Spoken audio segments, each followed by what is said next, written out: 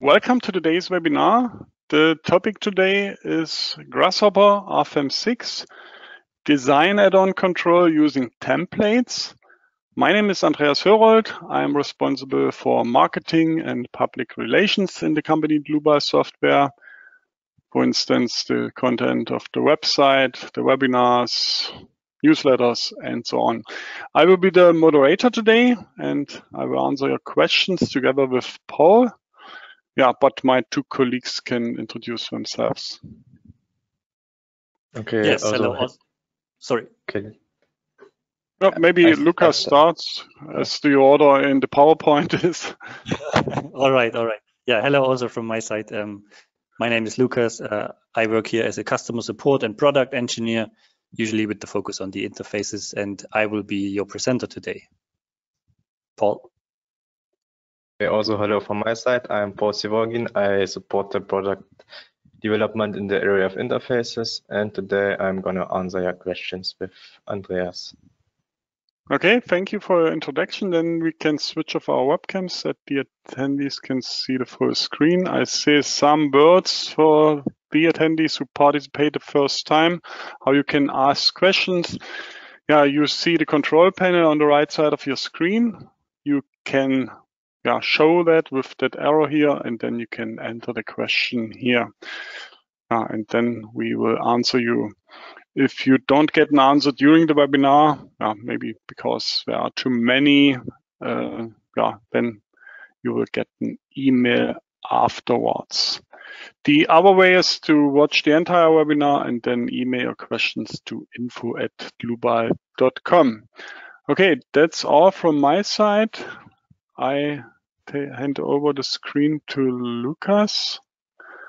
Lucas, it's your turn.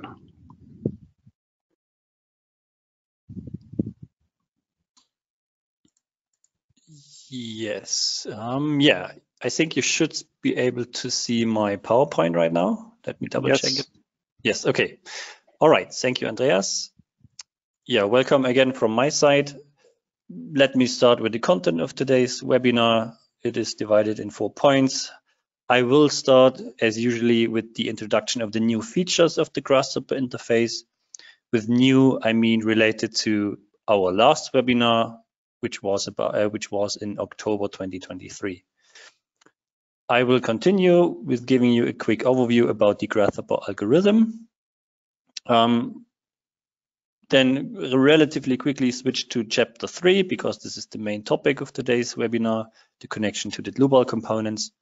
And at the end of the webinar, I will also plan to show you the basic Tekla components, or generally the idea to connect the Grasshopper algorithm or the file that we created, the structure, to multiple programs. Yeah, so let's start with chapter 1, the new features of the Grasshopper interface. Maybe as a short info, all these features that I will show here were customer wishes, so we heavily depend on your feedback, what objects we should implement next. So if you have any wish, or if you are missing some specific function, please let us know. We try our best to implement it. The first feature that I want to show here or introduce is a new component for the imposed line deformations. This was recently, I think 1 week ago, implemented.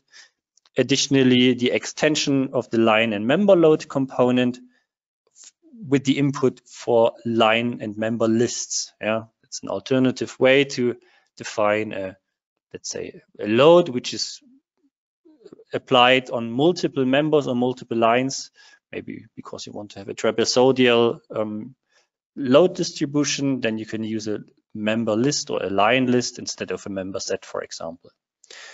Additionally, we extended the imperfection case component with the option to create a group of imperfection cases.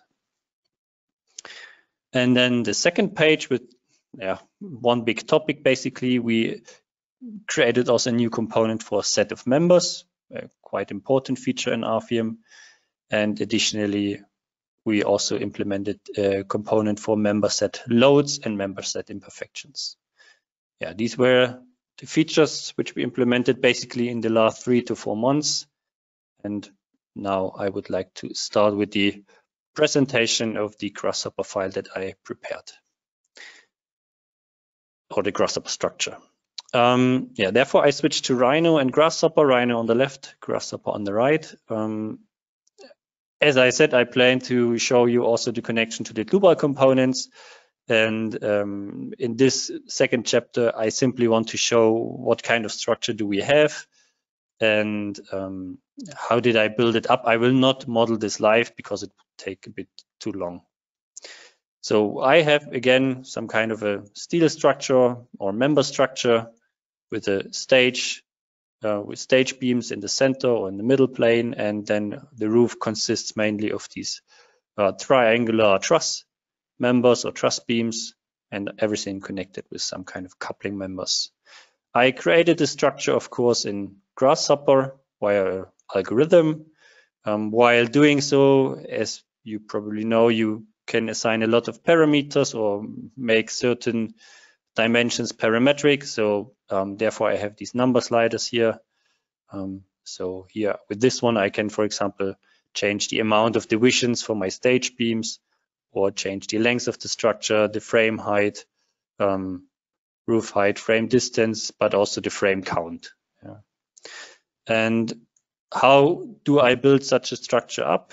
I think it's quite easy. In general, I started in this case with a simple point. Then I copied the point, created a line in between, maybe divided the line to get the center node, did the same again with a new node on the top here, again created a line, divided it, and so on and so on. And then you take the nodes that you get via the division and connect them with additional lines. And this is in general the workflow that you use for beam structures. And at the end of the procedure, you get a couple of components, line components. Let me see, what else do we have here? Maybe these components and the polyline. And then you have basically you have one complete frame, yeah, of your structure, and you can take them and copy them into the Y direction in my case. Now, this is, as I said, not so difficult. The more difficult part is to set the data structure up in a way that you can easily reuse it afterwards. What do I mean with that?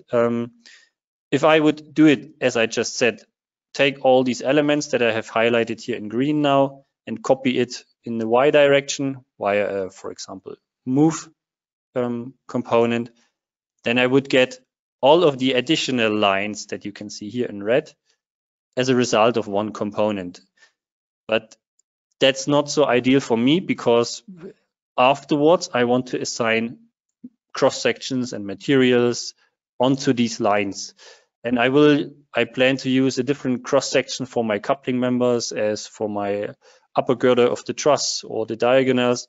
And if I have everything in one component, as a result of one component, then I have to explode this data structure again and filter out the elements that I need for my truss, for my column, for my beam, and so on. So instead of doing it all in one component, I called it up multiple times. So here in that one, I have my stage beams. In this one, I have my columns, as you can see, and so on and so on. And I collected all of these lines again, put a name on it so I know what line collection do I have inside that curve component, and then build it or created this list here. Additionally, I also have here a point component which contains my points where I will later assign nodal supports. So this is the work that I have done in advance for today's webinar, mostly just some small numbering parts that I will explain later. And the real modeling of the modeling of the Dlubal components and the connection of the Grasshopper components to Dlubal, this is what I will do now live. So how do you start with the Grasshopper, with the Dlubal plugin here? Maybe first of all, where do you get the plugin from? That's quite easy. You need RFEM installed on your PC. That's the easy job.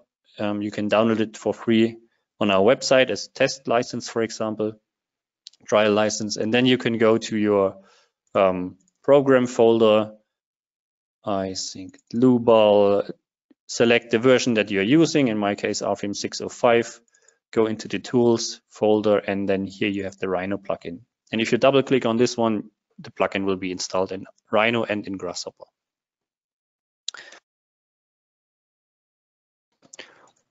Okay, so after you installed it, you have it here.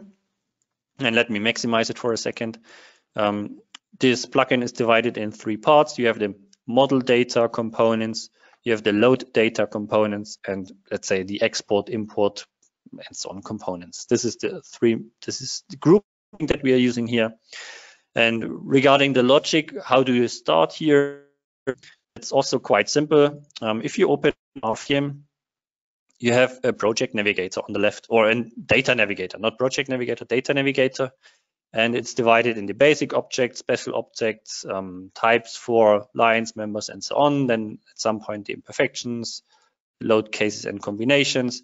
And this logic you can also use in Grasshopper. Yeah? Just go through it step by step. You start with the materials, then you define the sections, maybe thicknesses if you use surfaces. If you do not have any surface, as I don't have anyone here, you can skip it, and then the nodes, maybe lines, maybe members, and so on. So I use the logic of RFEM also in Grasshopper. So I will start with the materials and sections. And I can define a material via the material component, which is this one here. And for the ones who follow us since a couple of webinars, just as an information, we extended this material component a couple of weeks ago, months ago, maybe even, with the functionality to define also user-defined materials. To do so, you need the additional material characteristics component, which you connect to this input, and you can define here your elasticity, modulus, shear modulus, and so on, or even use it for orthotropic elastic 2D materials. But again, that's not what I plan to do now. I want to define a simple material based on our library. Yeah? In RFEM, we have a material library. And if you define the name here according to the name in our library, then it will create this material based on the library. Now, how can you define a name? The name definition is quite easy. You can use a panel, and inside that panel, you write the name. Now, ideally, as I said, you write it exactly in the way as we have it in RFEM 6, and you get the name in RFEM, or the exact name from RFEM 6. So if you open it up, maybe you have already a material defined, then you can copy it from the tables. You can see here S235, but the full name is including the code. Or you go to the cat BIM navigator, you open the conversion tables, and here you can also select the material from the library, anything that you want, and you can copy the full name and paste it into Grasshopper. These are the 2 ways. If you use the way over the tables, please make sure that in RFEM 6 itself, in the program options, you have this full material description setting activated. Otherwise, it will only display you S235. This is not the full name. It will work if you do it like this in Grasshopper. But you can imagine that we have a couple of S235 materials in the library, and the export will basically pick the first one from our library that starts with S235, and you will end up with Cypress code related steel material. So it's maybe not exactly what you want. So that's a bit of work to define. Oh, sorry. That is a bit of work to define the exact name and these components, because you need to work in combination with RFEM. So you could do this once, copy the names that you need from the materials and put it in a list. That's how I did it in the past. Yeah, I created a long list where I put all the material names inside, and then I picked always from one of these elements from the list and connected it. I think I have a bit better solution now. I'm using the value list now instead. So value list is also a component in Grasshopper. You have here a drop-down menu basically, and you can fill this value list with your own information by editing this value list, and you can see here the information inside, and you can write down whatever you want in here, and it will display this option here. And that's what I did with my value list here. I have here one for the materials, for the ones that I commonly use. And now I can easily use this drop-down function to select the material that I want. Quite easy solution, I would say. And the last thing that you, let's say, should do with the material component is assign an index number to it. Why is that so important? Well, I will show it in a second. Let me quickly do it. So now I created a material with the name S235, blah, blah, blah, and the index number 1. Now the next step would be the definition of a section, cross-section. So again, I have a component here, and the logic is quite similar. I have to assign the section name. The section names can also be a bit complicated because of the codes or standards. So I did the same for the cross sections, and now I can pick here from a nice list the section that I want. So I'm using here an HEA 300. And the other information that is required is the material index number. So that's the input that I have to fill. It is not the name of the material, it's a number.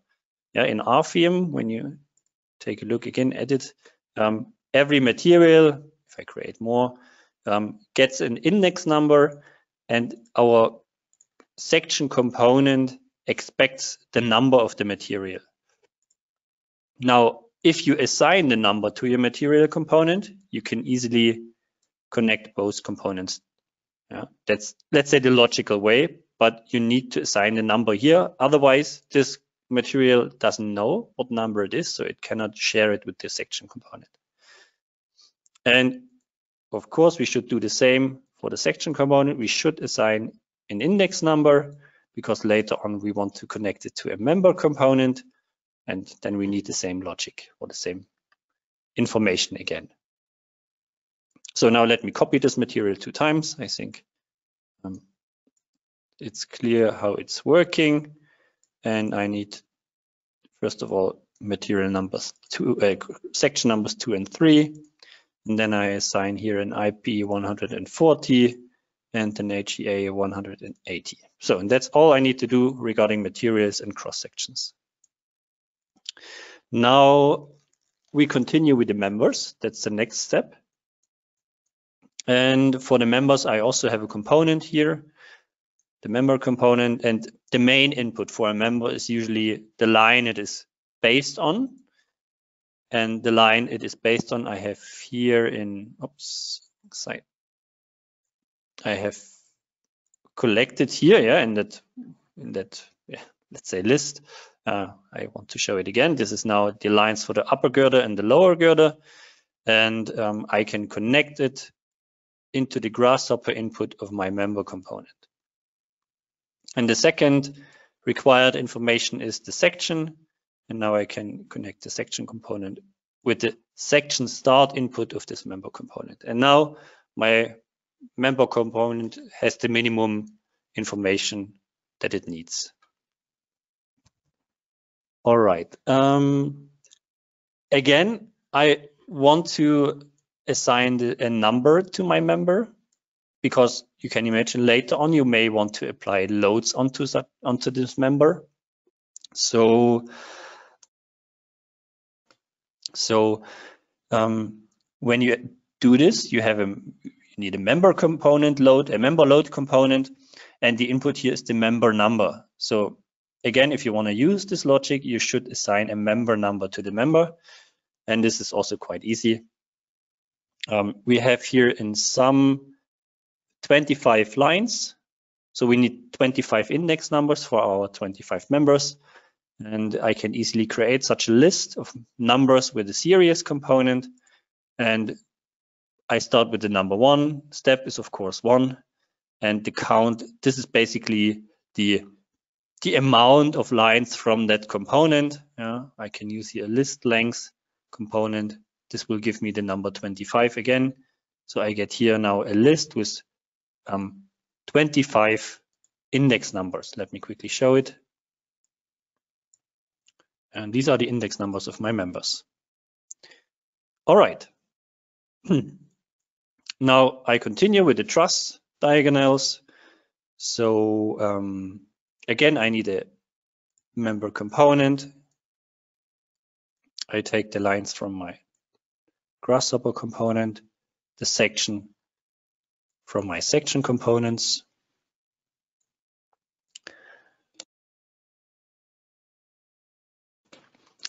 And I will continue with the numbering. Now, I use again a series component, but I do not start with the value 1 because I already used the index number 1. So what I do here is I take the last value from my previous series component.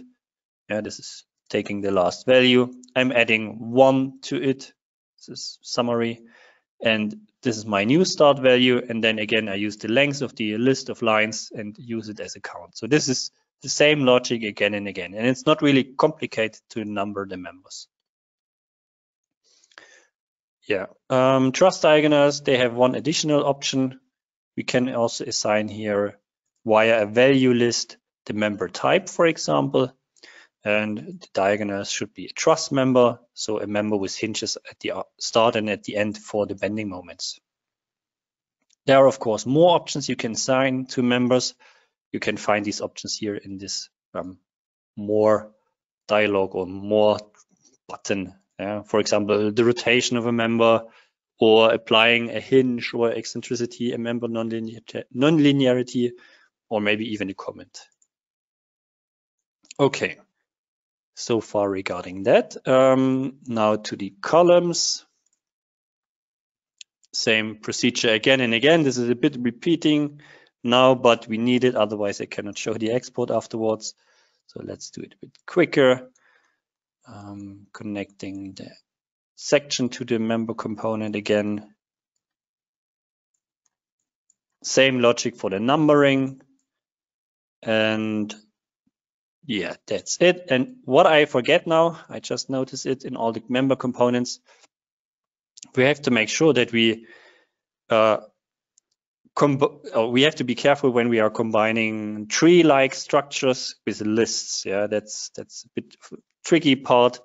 In my case, I will simply flatten the incoming tree structure to get a list, and then it will combine both lists with each other. Yeah. That is something I have to do. All right. Now, regarding the coupling members, I use the same logic. Member component, coupling members, and then the HA 180. Again, I'm using here the value list to define a trust member. All right. And connected, of course, to the numbering. And then we are close to the finish of the member component. So one more for the stage beams. Grasshopper line. HA 180. Numbering. And that's it. Okay. Now, these are the members. I assign now to all of the lines members, but you can maybe imagine that for some parts of your structure, you want to use set of members. What could be an example? Maybe for the columns. Yeah, it's quite common to assign set of members for columns because it allows you to easier apply loads on it or imperfections. For example, you might want to apply an inclination imperfection onto your columns, and then you have to do it for all at once and not for each member individually. So that's one reason why you may need a set of member. Or let's say you want to apply a load, or even for the design afterwards. Yeah, let's imagine you design the upper girder of this truss member. It's not just a single span beam, it's maybe a single span beam where you have two additional supports, lateral supports that you may want to consider. Then you also have to design it as a set of member and define the additional supports afterwards. So there are various reasons why you want to use set of members, and that's what I want to do here as well for the columns, and as I just said, for the truss upper girdle. So again, I need a specific component for that. It's not the member component, it's the set of member component, a new one that we recently implemented. And the logic is a bit different because a set of member in RFEM is made of, or is defined by the member index numbers. Yeah. If you define a set of member in RFEM, member set, new member set, you have to define, where's the dialog? You have to define the member numbers. So this is now a bit trickier in Grasshopper because first of all, you have to assign index numbers first, otherwise it's not so easy to define it correctly. In our case, we have them. Yeah, we have the member index numbers in our member components. Yeah, I can even show them. If I take a member component and I change it from assemble to extract, I can extract the information again that I just put in beforehand. And then with the panel, for example, I can show again the numbers that I assigned. So that's the index number of my members, which is nice because I need these numbers for my set of members. But what I also need is, let's say, my members grouped, yeah, because what I get out of my member component right now is a big list. It's a long list with one index for each member. If I would connect now this member component to my set of member or member set component, then I would get one big set of member, and this set of member contains all these members, which is not nice because I need a set of member for this column and one additional one for this, and so on. I do have these groupings in this Grasshopper component. So if I show this one here, you can see that this is not a long list. It's actually multiple lists where each list is on one branch of a tree. Yeah, that's what I meant before with tree-like structures.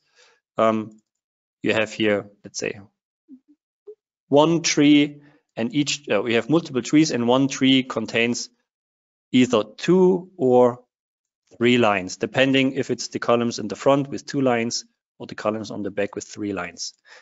And ideally, I would have to apply this tree structure onto this list that I have here. Yeah, that would be ideal because then I could easily connect the outcome of this with my member set component. This is what I want to do, and I can show it here. Just give me a second.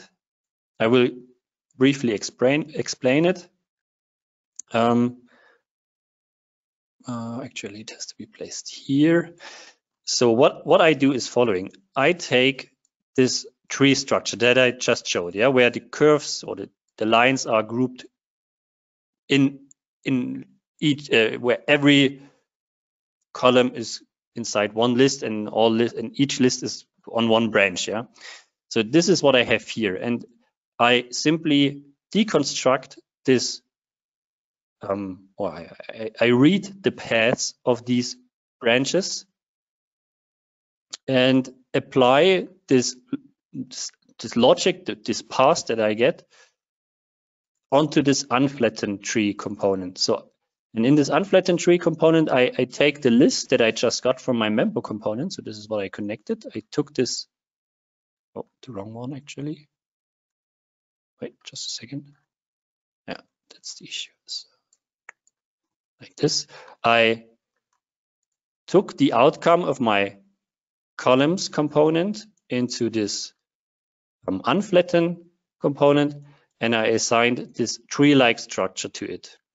I have to do one more step. I have to, let's say, how is it called? Trim tree component, and then I get exactly what I want. I have now here my grouping as I had it before for the Grasshopper curves, but now assigned onto my members. Yeah, this is my member information in here. And in here, I have also the member index numbers now. And this is what I can now easily connect to my set of member component. So I take it, I put it into my member numbers input in my member set component, and therefore I will get these member sets. Okay, what else can I define in this component? I can define here the member set type. We have two types, continuous member or group of member. I of course want a continuous member. And that is all for now. One more time with the member sets. For the truss upper girder, I have the same issue here. Truss upper girder, I again have here a list. And this list contains all the lines from all trusses. And I want to have this tree-like structure again, because I need it in groups and not all in one list. So I do the same logic again. I connect this component and therefore I drag it down here. I connect it to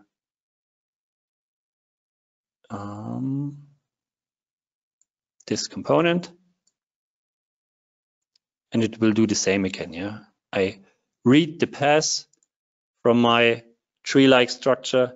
I assign it to my list of members that I just created. I untrim, or I trim this tree, this data structure, and then I can assign it more or less to my set of member component, but I have one issue remaining. And the issue is that this, let me show it. Where is it? It still contains the upper girder and the lower girder. I grouped this in one component before, but now I need only the upper girder and upper girder lines, and I still have all of them in one list. You can see every list contains 5 lines, so 1, 2, 3 for the upper girder, 2 for the lower girder, and I need to split it up. I only need the upper girder lines. So what I will do now is I take what I have here and I just use this split list component, and one list contains now the lower girder and one list contains the upper girder. Easy as that. And I take the the list B, which contains the upper girder lines, and I connect it to my member set component.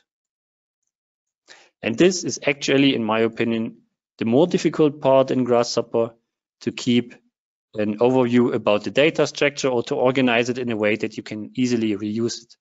There are multiple ways, and basically you have to find the way that you can manage at best. Also important, member numbers, is of course the numbering of the set of members. I forgot that, so I will do it now. The same logic that I used before with the series components. So numbers, the type, let me reuse it, continuous member, and that's it. Okay. So far regarding the definition, I just noticed I have to flatten a couple of inputs here because I still combine tree-like structures with lists. Here it's not the case. Okay. Now, one more topic, the supports. That's also quite easy to handle. We have in our Dlubal link, of course, nodal supports. We have line supports. No, I just can't find them here. Line supports, surface supports, so all the options. In my case, I need the nodal support component, and the input is simply the node that we get from Grasshopper nodes.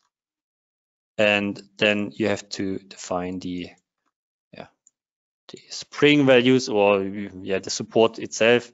And make sure, if you don't know how to control it, move the mouse onto the input. We usually have a helpful info box that gives you the info. What do you have to enter here? For example, if it's a free support, then you type in 0. If it's fixed completely, then you use the string INF for infinite. Enter. or a value, and a value is then a string value for the nodal support. I fix my translations and also fix the rotation around the global Z axis. There are more options. Just to quickly introduce them, we have the possibility to assign nonlinearities, also including the friction component. We have many options to rotate the nodal support. A comment is also part of this input, so most of the things that you will need. I also have to say that we do not support all the features of every object in RFEM. Yeah? So if I say we support nodal supports in Grasshopper, then it doesn't mean that we support all the functions from the main program. For example, regarding the nonlinearities, we do not support diagrams or partial activities, which is an option in RFEM itself. That doesn't mean it's not impossible to implement it, but so far these were the requests on us to implement such things. And if there are additional requests, we can of course also do it. Okay, these are the nodal supports. And now regarding the loading, I also want to quickly show you how you can apply loads onto your structure. And in theory, you would need a load case first. Yeah, before you define loads in RFEM, you need the load cases. That's also the logic that we show here in the data structure. It starts with here with imperfections, imperfection case, and then we define the imperfection, or we start with the load case and afterwards we define the loads themselves. So I want to skip this part and I want to define only the loads in Grasshopper. But how does it work in combination with RFEM? Well, that's where the template comes into play. We have the possibility in our export component to assign a template to it. The template file is an RFEM file which already contains a couple of information. And in that template file, you can save, for example, the load cases. You can save the load combinations already. You can save even materials and cross sections. Everything that you can save in an RFEM file, mostly, you can save in a template file. So I could even skip this part with the materials and sections if they are already defined in a template. And I have it here. I have a template where I already defined the load cases and the combinations and some other stuff that I will explain later. And I have to link this file to my export component. I will do it at the end. And then I can reuse these information that are inside this template. What does it mean for me in special? So if I define a member load component, I have to define as one of the first information, the load case number. So usually, if I would not use a template, I would create my load case here via Grasshopper. I would assign a number to it, and then I would link both components together. Now, as I said, I have it already in my template. Then, of course, I need to know the index number from my template, which load case has which number. Yeah? That's the structure that I want to achieve at the end. So I know in my template, load case 1 is my dead load case. Then I have a live load case, number 2, wind 3, snow 4. So I have to be aware of this situation, of course, but let's say this is okay, I would say, as a situation. So I can easily assign here the index number 1 as an input for my member load. So this member load will be placed in load case number 1 or 2 or 3. Actually, I need the number 2, not 1. Should be part of my live load case. Now, I want to apply it on certain members on my stage beams. I need the member index numbers again. So I connect my stage beams member component to these member numbers. And the rest can be done via a couple of value lists usually. So you define a value list component. You can copy it a couple of times already. And then you have to start the definition of the load. You define what kind of load is it. It's a force in my case. It is a uniform distributed load. The coordinate system should be the local coordinate system. And here also a hint, or the tooltip is here helpful. Yeah, if you use the local coordinate system, you have to type local as a string. And if you use the global or any other user-defined coordinate system, then you have to enter the index number 1, 2, 3. Yeah, then the load direction is local in set, and the load magnitude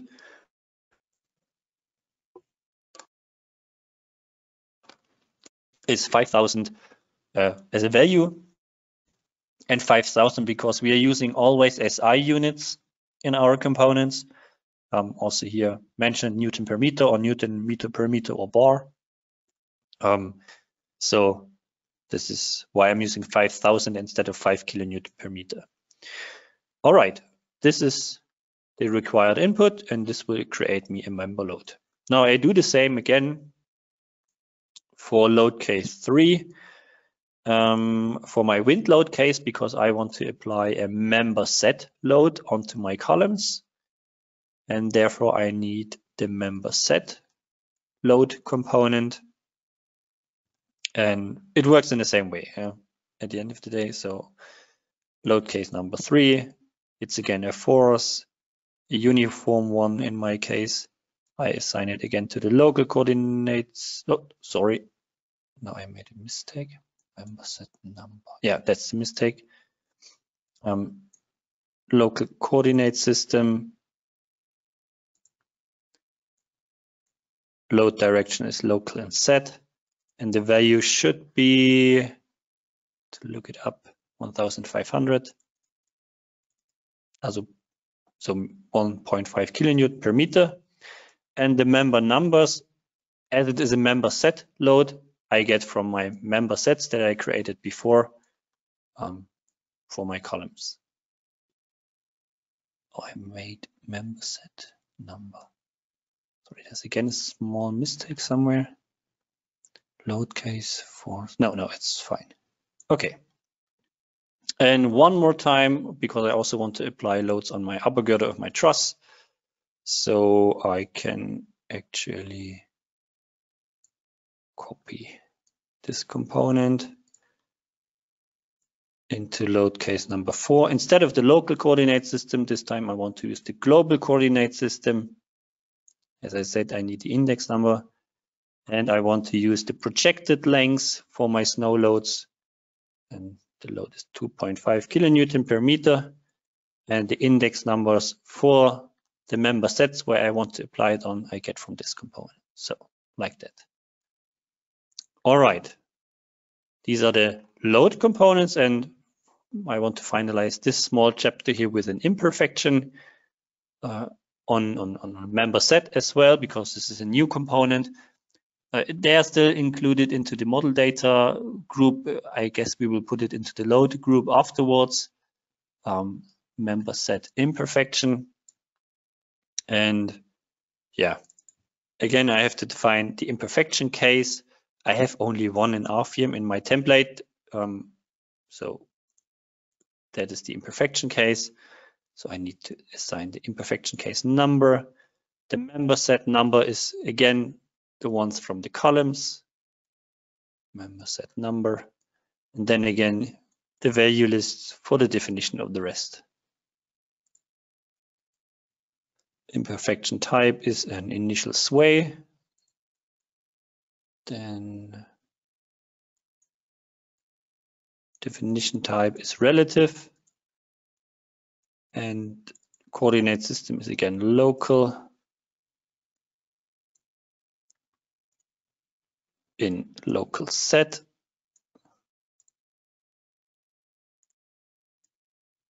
And the sway itself is 1 divided by 200. So 200 is this relative value that I input here. It's the basic value according to the Eurocode. You could optimize this way. There are some, let's say, little bit more advanced formulas. If you consider the height of the columns and the amount of columns in one row, you can also, let's say, calculate a smaller value or a smaller sway.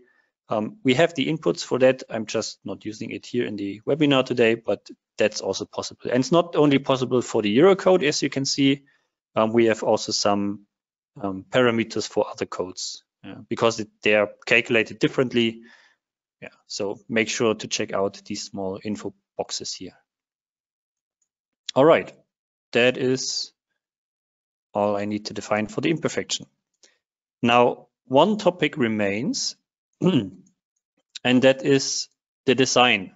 We said in the beginning, the webinar is also about the design of members, basically, how to control the design. And you can find these design inputs in the member and member set components. Yeah, that's the member component. And under the design chapter, you have additional inputs. And we solved it not, let's say, we solved it in a let's say, more easier way for now, because the only thing that you can do here now is basically assigning a type, an index number for a type. And what do I mean by that? Therefore, let's check again quickly RFEM 6 itself. If we deal with the, for example, style design add-on, what do we need to do? We have to do the step to activate the add-on. We have to deal with the standards, according to which standard do we want to have a style design, case of Eurocode, which national annex. Then we have to deal with configurations for the ultimate limit state, serviceability limit state, and so on. And then again, we have a lot of options and checks that we, in theory, would have to control via Grasshopper, and these dialogues could be huge. So what we did now is following. We said the customer or the user could create a template in RFEM in advance, as we just did it for the load cases and combinations, or as I have it here. And he could also define in that template that the style design is activated, the codes that he wants to use, and also things like types for the style design. If you design, for example, this diagonal here, and you want to consider a stability analysis, you have to go into the design type tab, and you have to assign here an effective length type or a boundary condition type. This is the effective length method. That's the general method according to the Eurocode. You have to decide which one. And inside such type, you then define what are the nodal supports, where is this beam fixed, what is the buckling length, and so further and so on. And you can define these types in advance, as I did it here, and save them inside the template. And in Grasshopper, you only have to know, okay, what type is what exactly, and then use the number index for that. So in my case, for these, maybe not for this example, it's not so ideal, but for these truss diagonals, I could say, please assign here these style effective length type 1 and the style ultimate limit state configuration type 1. And type 1 for the effective length type is a simple single span beam. It's gable fork supported member on both ends. Buckling length is equal to member length. And by that I can also assign steel or timber design related settings onto my members already in Grasshopper. And I can do it also for the coupling members here, for example. So again, I use here the number 1 because this is also more or less like a single span beam. Stage beams may be similar. I make it quite simple here. The webinar, the goal is not to have it absolutely correctly designed. Yeah, it's just for showcasing what is possible. And regarding the member sets, for example, we could say, okay, for the columns, we simplify it as a single span beam, which is probably not ideal. But that's one solution. And I have to activate the design properties for set of members, because you have to decide if you want to design the member or the set of member. And if you do it for the set of member, you have to activate it. This is again the same thing that you would have to do in RFEM itself. Yeah, if you design a set of member, then you have to check this button, and this is the Boolean toggle that I just used. And for the upper girder, I could, for example, use now the type 2. I have 2 additional horizontal supports for the stability analysis.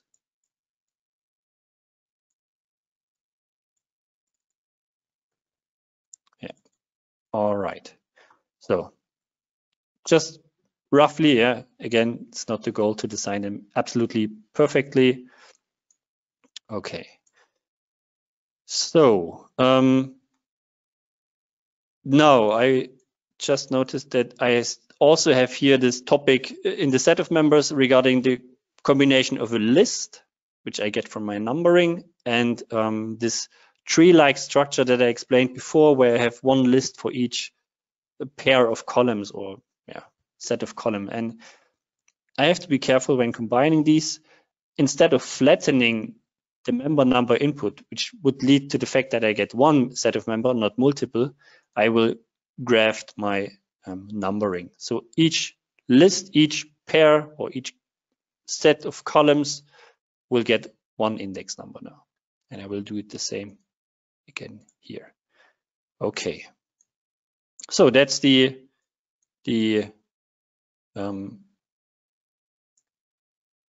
definition of the components. Now I have to export all of them, and I basically have to link all of the components that I just created to this input of RFEM, and I usually collect these components in a small data component before, because it's easier to move it around, I feel.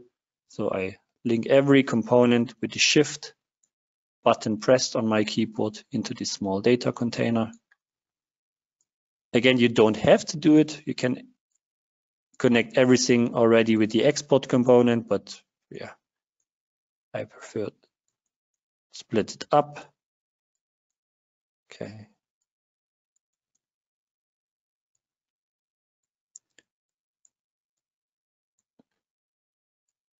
Whoops. Maybe that's something we should do whenever a new component is created, directly link it to the export. Okay, that's one part, and the other one in here. You don't have to split it up, but this way it's easier to, let's say, deactivate, for example, the loadings, and just export the model data. Yeah, input. Okay, so now I have all my data in the input. I have to trigger the run of my component. I usually do it with a Boolean toggle. A button would also be possible. And then we have some additional options in here. And for example, I want to flip the Z-axis, because in Rhino I'm using here a global Z-axis up. In RFEM, my global Z-axis is downwards directed, at least in my template. So I have to flip it up. Then I can define a name. Doesn't matter, name of my file that I want to create during my export. Then I also have to link my template that I have to this export component, and this template is saved in that path. I will simply copy it, put it into a panel,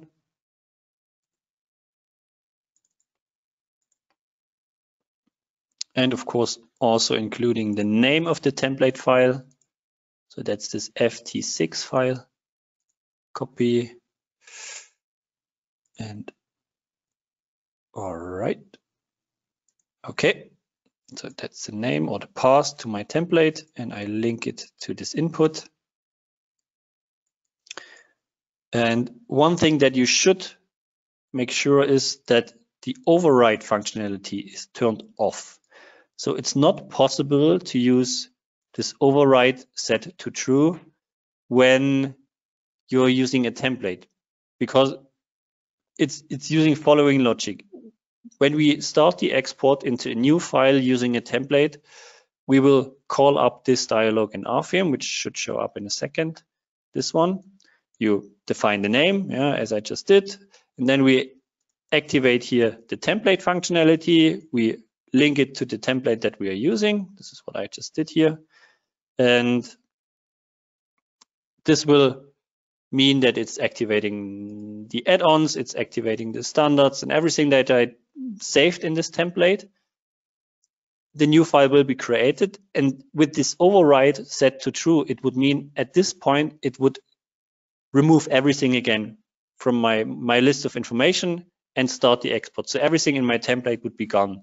So therefore, it's required to set this override to false, or I think the default is even false, just to make sure that you do not combine the override set to true with a template. That's not possible. Okay, now let me close this one here. I will also close this RFEM file because I want to export into a new file. Oops. All right, maybe on the left. And I hope I made no mistake. Otherwise, we will see some errors here.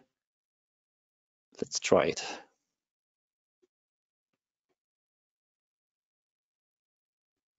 So we can already see there's some kind of connection established because it's reading data. RFEM is basically already blocked. I cannot select anything anymore. And let's see what will happen.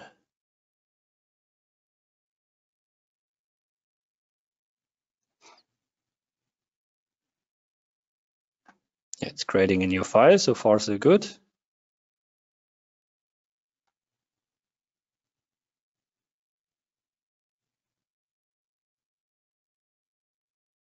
Yep, the structure has been exported. I forgot something in Grasshopper, but okay. So the structure has been exported. That's nice. We can quickly check it. Let me turn off the loads. We can see the structure, all the beams, all the cross sections have been created that I defined before.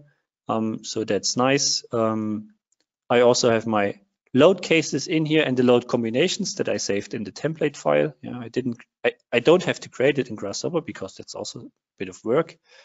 And inside my imperfection case, I have the inclinations or the sway of the columns. And in my live load case, my stage loads, my wind loads in my wind load case on my columns, and yeah, some snow loads on my upper girder. So exactly what I planned to have here. Now, one thing that we could also do, which I, let's say, a little bit forgot here, we can also start the calculation of RFEM. Yeah, we have additional components here that allow me to run the export of allow me to run the calculation directly, starting via Grasshopper. So if the export is successful, we get here the output true. And if it was successful, we can connect it to this run component, to this calculation component, and it would have automatically started the calculation in RFEM. Now I have to do it afterwards again, which is not a big deal, but of course it could have been in one step. It could have happened in one step. All right. Now let's wait for a second until it's calculated.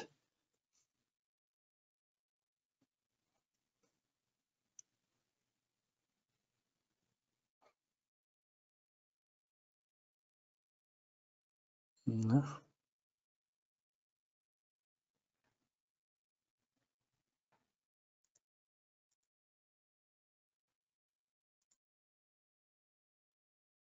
I'm not sure what's happening now.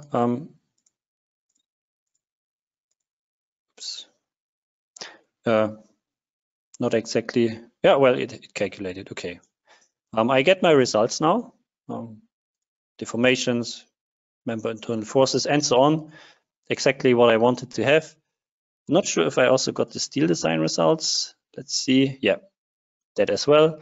So yeah, that's what I also want to show. I can run the calculation in RFEM, and I also get the design results of steel design, because it was a part of my template, and I also feed it via these additional information in my member components. Yeah, so that's quite nice.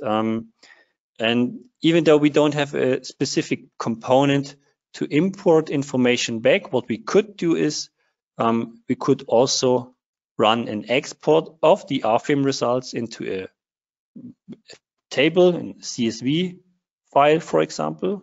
So this will run the command to export the results of RFEM into tables, and then you can import the results back into Grasshopper, and you can do it via this read file component. I have to see where it is. There is some kind of component.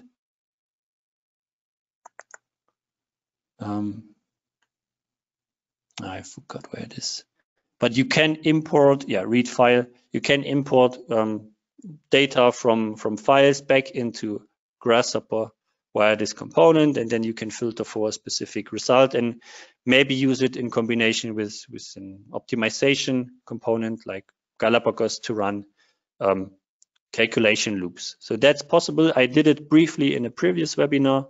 If you're interested in that, maybe check it out. I have to skip here for today.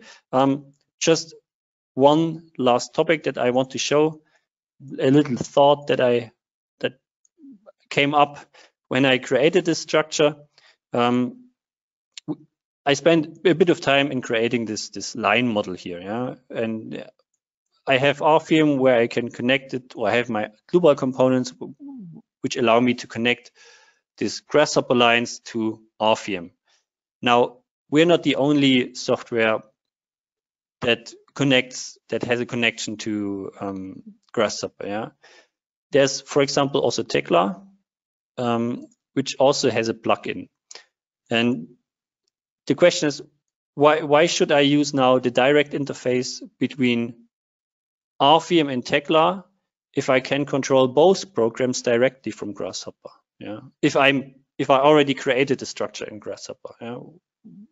Why not use Grasshopper also to feed Tekla? And it's not as complicated. You can do the same thing again. Therefore, I have Tekla here now on my right and Grasshopper on the left, and I can simply use the beam component, for example, from Tekla and the profile catalog component to define a section, for example, the HEA 300. I can also select it from the catalog here, but the name should be fine.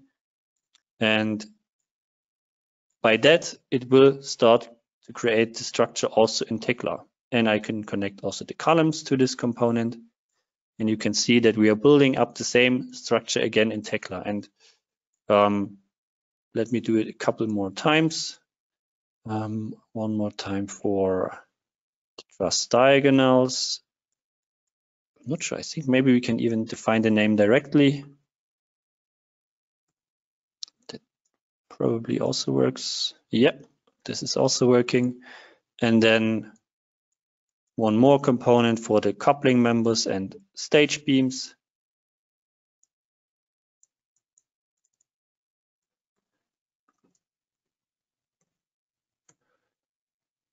All right. And then you have your structure in Tekla already. Yeah, that's the same structure. And it's a live link. As you can see, yeah, it will be updated directly. So same functionality for us if I leave it on true. And if I would change a parameter from the beginning, I would start the export process again. I will turn it off because it's slower than the one to Tekla. And I can modify my structure and it will be updated automatically in Tekla. So just a little thought that I wanted to share at the end. If you're using Grasshopper, maybe in combination with RFEM or maybe with Tekla, please think about the idea to do it in both directions. Yeah, maybe to RFEM and to Tekla. Yeah. All right. Yeah. So far regarding me, I'm a bit over the time.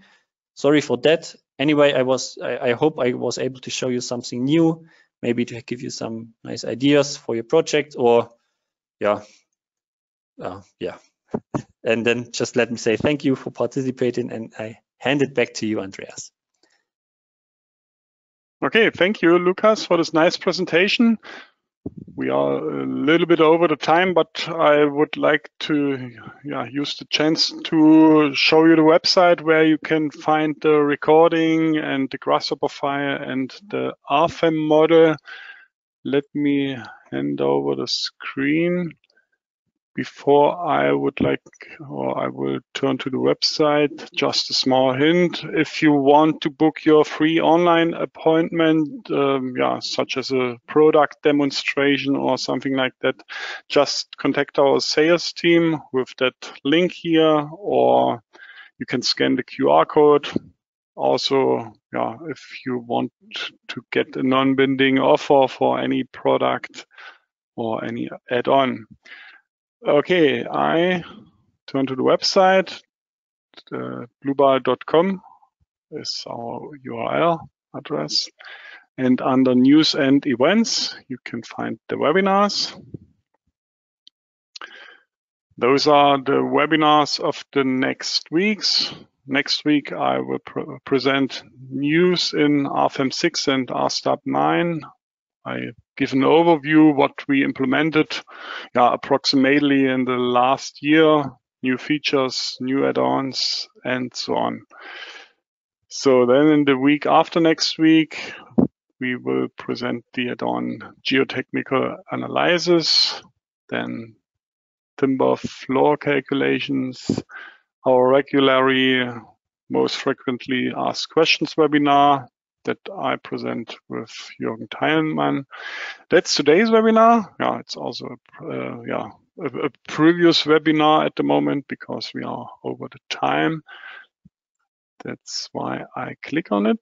So yeah, you will get an email in the next days when the recording is online with a link to that page. You will get also an attendee certificate. Then the recording will be online here in the middle. And then you can download, or you can already download the presentation slides, the Grasshopper file, and the RFEM model. Okay, yeah, that should be also all from my side. I thank you for your attention. Thanks to Lukas for the nice presentation. Thanks to Paul for answering the questions. I wish you all a nice rest of the day. Maybe I hope we meet each other in a future webinar. See you. Bye-bye.